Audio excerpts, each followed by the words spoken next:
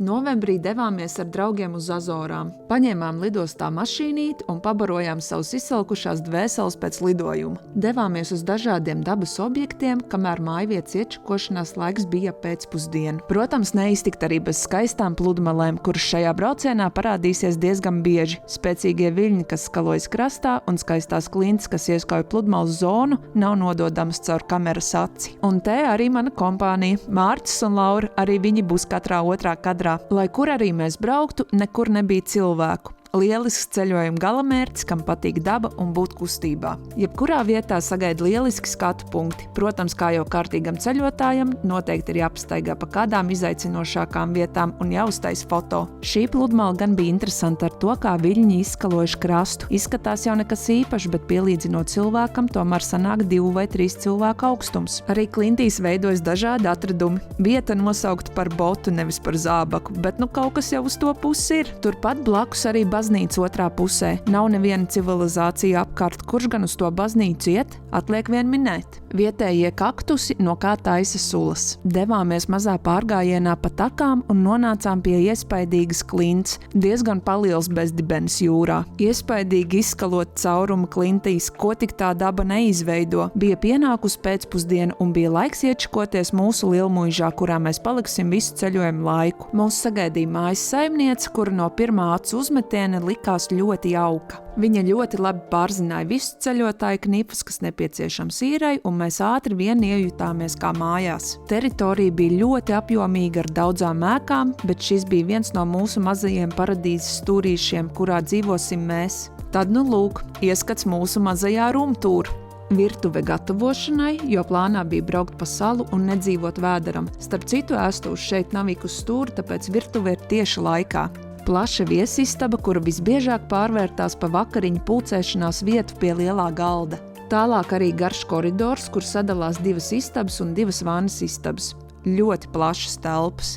Tālāk dosimies arī uz manu istabu. Mārcis jau bija paspējis izmantot vielu rokām. Tas tā, bet istaba priekš manis bija ideāla. Skatu pa durvīm parādīšu vēlāk. Pat katrā istabā bija pa ūdens karafeju un glāzēm, pildspalvām un lapiņām, ja kaut kas jāpieraksta. Vārdu sakot, viss nepieciešamais, lai mēs ātri iejustos kā mājās. Un dodamies tālāk uz manu ceļa biedru istabu.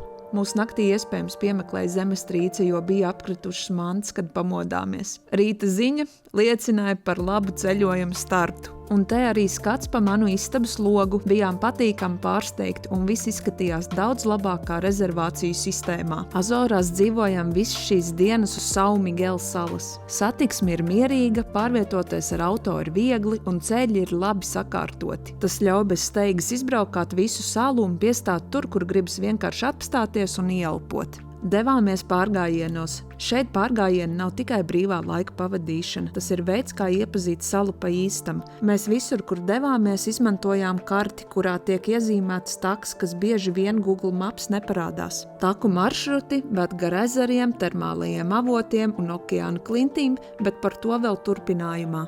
Dodamies uz nākamo mistērijas taku. Problēmas nolikt mašīnu, ka pieparkojamies tik tuvu, ka šoferis kāp pa pasažieru pusi. Laiks galīgi mūs nelutina, bet lietus plēves glābj situāciju. Ik uz soļa sastapsi brīvi klīstošus gaiļus, pīles, govis un kazas, pat ielas kaķi un suņi te ir draudzīgi un uzticīgi. Ceļi šeit bija diezgan slideni, un pa ceļam mūs pavadīja aizdomīga smaka, bet daba paliek daba. Brūnais ūdenskritums ar šķita tāds mazliet aizdomīgs. Gājām līdz nonācām pie gandrīz pamesta ciemata. Mājas šeit lielākā daļa bija pamestas, bet daži cilvēki vēl joprojām dzīvo. Uz vietas esot mazs minibārs, kur var nopirkt pašas nepieciešamākās preces. Vietējais teica, ka esam drosminieki iet šādā laikā un esam vienīgie viņa klienti. Tā mēs sasildījāmies pie kafijas ar brīnišķīgu skatu. Šitas gailis arī ar mums bija draudzīgs un bezmaz vai katrā vietā mums atradās pa privātam gida pārstāvim. Laiks šeit mainās ātri. saule, vējš, lietus, atkal saule. Šajā lokācijā mums ļoti nepaveicās ar laiku un bija vēlme pēc iespējas ātrāk atgriezties mašīnā. Tāpat arī ir liela miglas ietekme, kas izjauc plānotos maršrutus un nereti nākas domāt plānu B.